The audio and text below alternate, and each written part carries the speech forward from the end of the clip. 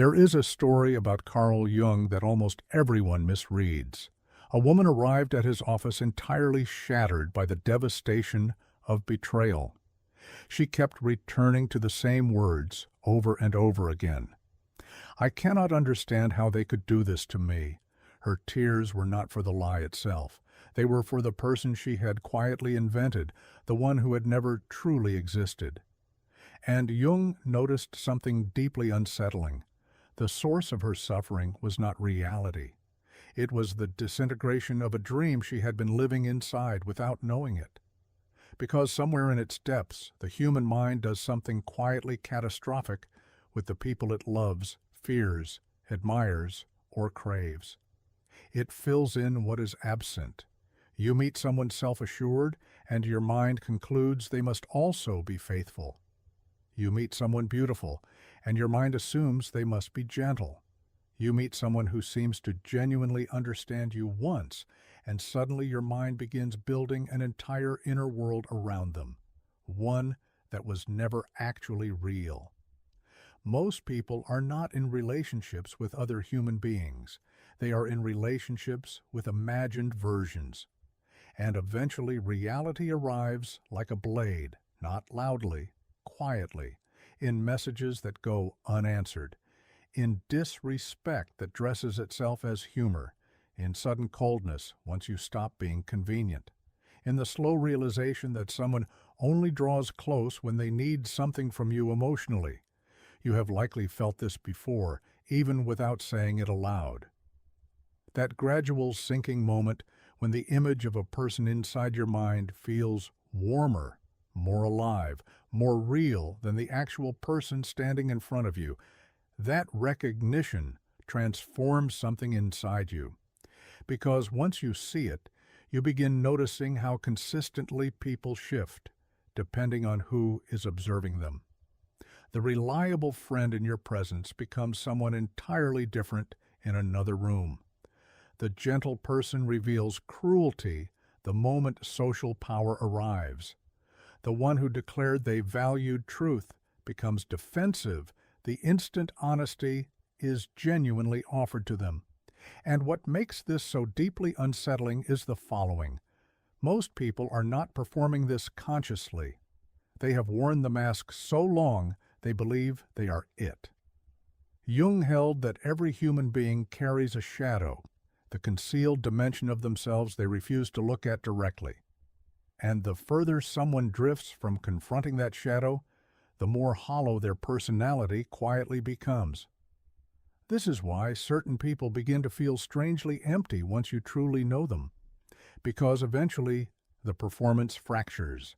The mask slips, and for just a moment you see the insecurity living beneath the charm, the envy coiled beneath the supportive surface, the need for control hiding underneath what looked like warmth.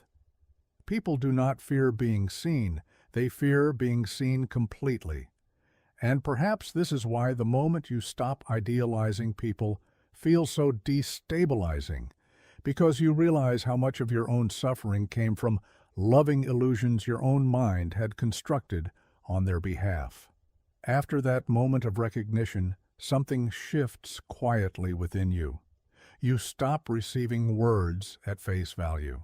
You begin studying behavior over time, and behavior reveals what people spend entire lifetimes trying to conceal. You notice how some people only become affectionate the moment they sense you pulling away. How respect materializes only after distance has been established. How attention floods back the instant you stop seeking it. It becomes something you cannot unsee. Human behavior is, at its core, reactive. Most people do not cherish what is reliably present. They pursue what feels difficult to secure. This is why consistent kindness goes so often unrecognized until it disappears entirely. Kindness, without clear limits, gently trains people to treat you as something available to use. And what makes this conditioning so troubling is how far back it stretches. You likely observed it in childhood without yet having the words for it. the quieter student becoming the target simply because they absorbed disrespect without resistance. The bold, careless person receiving admiration despite how they treated those around them. The one who gave endlessly becoming gradually invisible, as though human beings instinctively arrange themselves around power long before morality ever enters the picture. Jung understood that whatever a person cannot accept inside themselves gets projected outward onto others. And once you begin to truly understand projection, the social world becomes psychologically eerie. The deeply insecure accuse others of chasing the spotlight.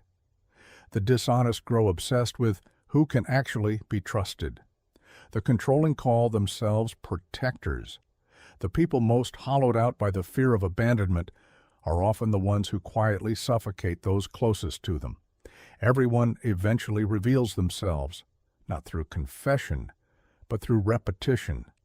This is why awareness permanently reshapes your relationships. You stop reacting to isolated moments and begin observing consistent patterns across time. And patterns expose what is true. The friend who only reaches for you when they are unraveling. The person who finds a way to quietly compete in every conversation. The relationship where what you shared openly in vulnerability somehow becomes leverage later. At first, these realizations sting because part of you wants to protect the people you have already invested yourself in. So your mind constructs justifications. They are just under pressure. They did not truly mean it. That is simply how they are. But eventually a harder thought surfaces. What if you have been translating disrespect into misunderstanding simply because the alternative felt too costly? That question changes everything, because so many relationships survive not through genuine love, but through deliberate blindness. Blindness keeps families from fragmenting. Blindness sustains damaging friendships for years. Blindness holds people emotionally bound to those who stopped genuinely valuing them long ago. Most relationships do not end when respect disappears. They end when awareness can no longer be avoided, and awareness creates distance, not always physical, psychological. You begin feeling hollow during conversations that once mattered profoundly. Certain compliments begin to sound transactional. Certain gestures of affection start to feel strategic rather than sincere. The charm loses its hold. And once that happens, the mechanics of social life become impossible to look away from. You observe how groups quietly penalize authenticity, how discomfort spreads when someone refuses to perform, how honesty threatens entire social structures built on polite mutual deception, because most social systems are not built on truth. They are built on shared agreement, an unspoken collective pact to leave unsaid what everyone in the room already sees. And the one who fractures that silence first is almost always made to feel like the problem. That is the quiet tax that clarity demands. You become harder to deceive, but also harder to belong to. Because once you stop romanticizing people, you begin to understand how deeply ordinary life depends on performance. Watch how people transform around status. The insecure grow shapeless with agreeability around authority. The confident reveal contempt the moment weakness appears. Even moral conviction shifts according to social reward. Someone will publicly denounce betrayal while quietly practicing the same thing in private. Someone will speak endlessly about honesty while carefully curating a version of themselves designed to manage perception. And what is most unsettling is that many people remain entirely unaware they are doing any of this. Jung understood something harsh about human nature. The ego will go to remarkable lengths to preserve its own image. People need to believe they are good. And so instead of facing their own darkness, they construct explanations for it. Cruelty is reframed as candor. Manipulation is relabeled as love. Control is renamed protection. Jealousy becomes concern. The human mind is astonishingly skilled at disguising its deepest motives, especially from itself. This is why the most quietly dangerous people are rarely the ones who are openly destructive. They are the ones entirely persuaded of their own goodness. And if you have lived deeply enough, you have almost certainly encountered this kind of person before. The friend who slowly dismantles you while calling it care. The partner who makes you feel guilty for having needs of your own. The person who generates emotional chaos, then positions themselves as the wounded one the moment you finally respond to it. They drain your energy while maintaining the image of the one who suffers most, because victimhood itself can be a form of quiet power. The moment you understand this, your experience of human interaction shifts at its foundation. You stop focusing on what people say. You begin asking instead, what emotional outcome is this person steering toward? That single question reveals nearly everything. Some people require admiration, some require compliance, some require emotional dependence. Some simply need someone they can look down on long enough to escape the weight of their own inadequacy. People rarely seek connection as purely as they claim. More often, they seek regulation, a way to quiet the emptiness they cannot endure alone. And this is precisely where romantic illusion begins collapsing entirely. Because so many relationships are not rooted in love. They are rooted in unconscious psychological arrangements. I will make you feel worthy if you make me feel desired. I will rescue you if you never abandon me.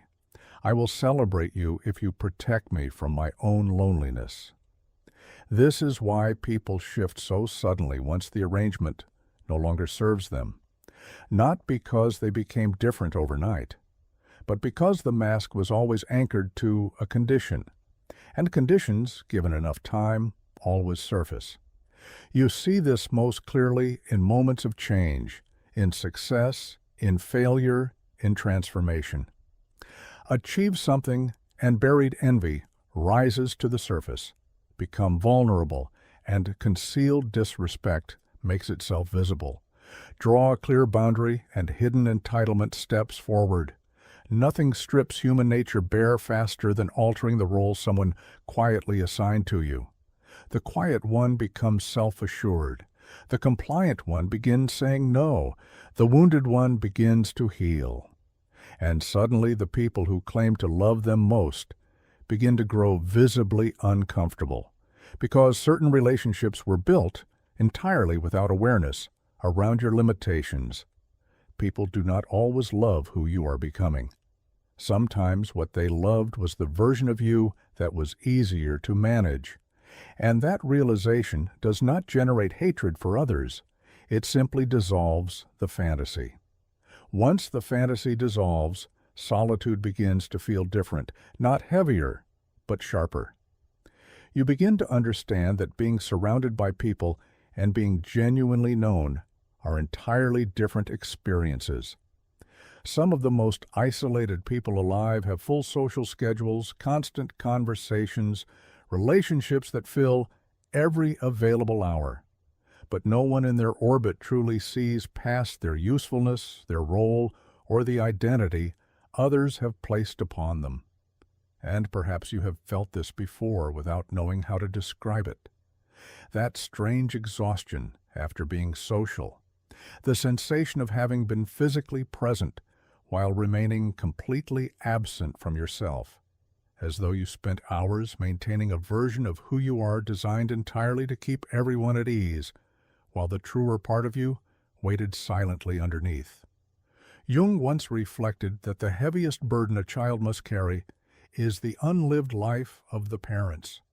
But this same pattern extends into every dimension of adult life as well.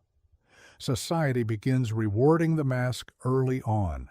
Remain agreeable, stay appealing, achieve something impressive, make yourself useful, be emotionally easy to receive. And gradually people stop asking who they actually are and begin pursuing a far more dangerous question. Which version of me earns acceptance most efficiently? And once a person has constructed their identity around needing to be accepted, authentic selfhood starts feeling like a direct threat. This is why people who have done genuine inner work often unsettle others without any intention to do so. Their presence makes performance visible. A person who no longer hungers for external validation cannot easily be leveraged. A person who has made peace with solitude is not easily cornered. A person who recognizes emotional games simply stops supplying what those games require. And people sense this, even when no one says it aloud. There is a reason some individuals lose friends after becoming more grounded, more self-directed, or more emotionally whole. Growth disrupts the existing balance. The insecure friend becomes suddenly aware of their own insufficiency. The controlling partner loses the influence they once held. The person who needed constant reassurance no longer receives it so freely. And beneath all of this rests a deeply uncomfortable truth that most people quietly resist. A great many relationships are held together less by love and more by unexamined mutual need. One requires admiration, the other requires a sense of purpose. One needs to be emotionally rescued, the other needs to feel essential to someone. It sustains itself until one person begins to evolve. Then the relationship begins cracking open in unexpected places because genuine awareness dismantles agreements that were never consciously made. This is why real healing can feel socially threatening. When you stop absorbing disrespect, those who relied on your tolerance call you selfish. When you stop over-explaining yourself, those who needed your constant reassurance call you cold. When you stop seeking approval, some people lose interest entirely. Not because you became someone lesser, but because the role you once occupied no longer exists. And most human relationships are far more dependent on assigned roles than people are ever willing to acknowledge. The humorous one, the dependable one, the listener, the one who always gives. The moment you step outside the role you were placed in, people respond as though you have violated something sacred. Because in many situations, you have. The most confronting realization of all may be this. Very few people genuinely welcome complete authenticity. Total honesty disrupts the ease of social existence. Consider what would happen if every person openly admitted their jealousy, their quiet resentment, their craving for validation, their fear of being left, their desire to control what surrounds them. Most relationships would not survive the weight of that truth. And so society persists through careful half-truths, maintained masks, courteous performances, and a collective agreement to leave certain things entirely unspoken. And the person who begins perceiving this with clarity undergoes a strange inner shift. They stop being shocked by human behavior because they finally understand where it comes from. But understanding human nature too deeply introduces a particular temptation, withdrawal, not the peaceful kind, the frozen kind, the variety where you begin anticipating manipulation before kindness has had the chance to arrive, where you expect self-interest before loyalty and performance before sincerity.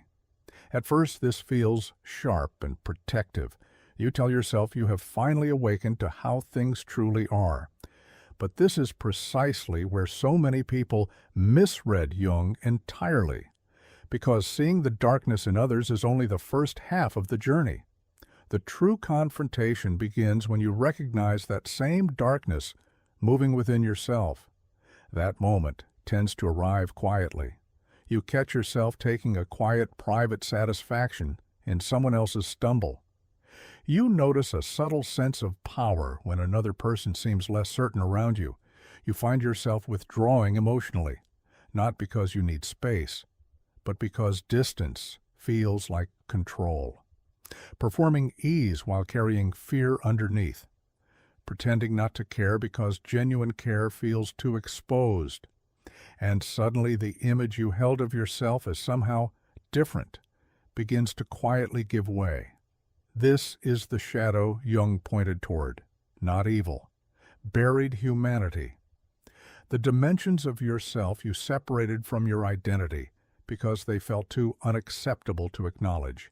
Envy, neediness, ego, the instinct toward manipulation, the desire for devotion, the pull toward being chosen above others, the quiet hunger for dominance.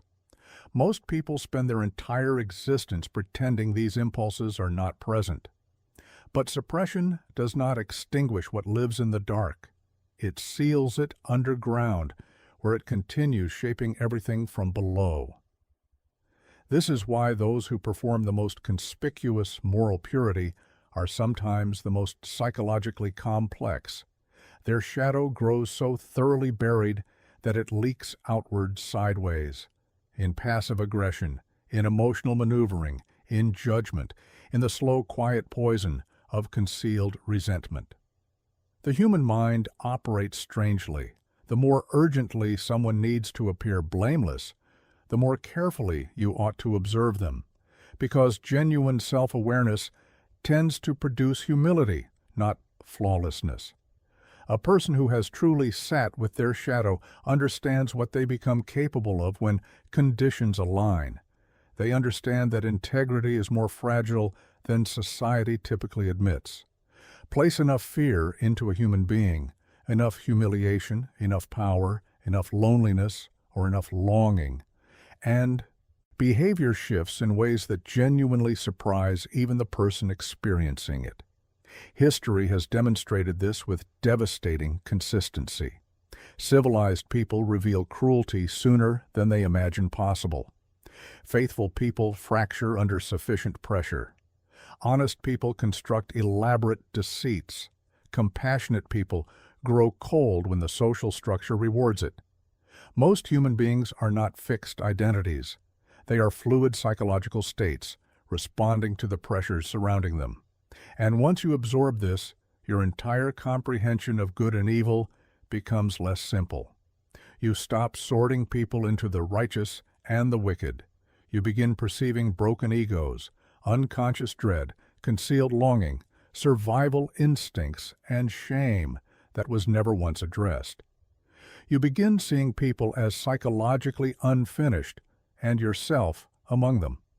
That recognition is difficult to remain with, because it dismantles a comfortable mythology, the mythology that you would always make the right choice, that love by itself elevates people, that awareness alone shields someone from their own worst nature. It does not. What awareness offers is a moment of choice. Most people are propelled entirely by patterns they have never once examined. But the person who turns to face their shadow begins catching those patterns as they take shape. The impulse to leverage someone's vulnerability, the reach toward validation, the reflex to punish rejection, the habit of asserting control through silence, through guilt, through disappearance. And for the first time, they understand something that stops them entirely. Human beings are far less rational than they have been pretending. The vast majority of behavior is emotional survival, dressed in the clothing of reason. After that understanding takes root, the world grows quieter, not more peaceful, simply quieter. You stop waiting for people to become what they once suggested they could be. You no longer flinch when admiration quietly transforms into envy, when reliability softens under enough pressure, when warmth evaporates the moment convenience does, and gradually this makes you more observant than reactive. You begin noticing the lengths to which people go to escape themselves. Some do it through relationships, some through status, some through continuous noise, through attention, through stimulation, through substances, through achievement, through the endless scroll of other people's constructed lives.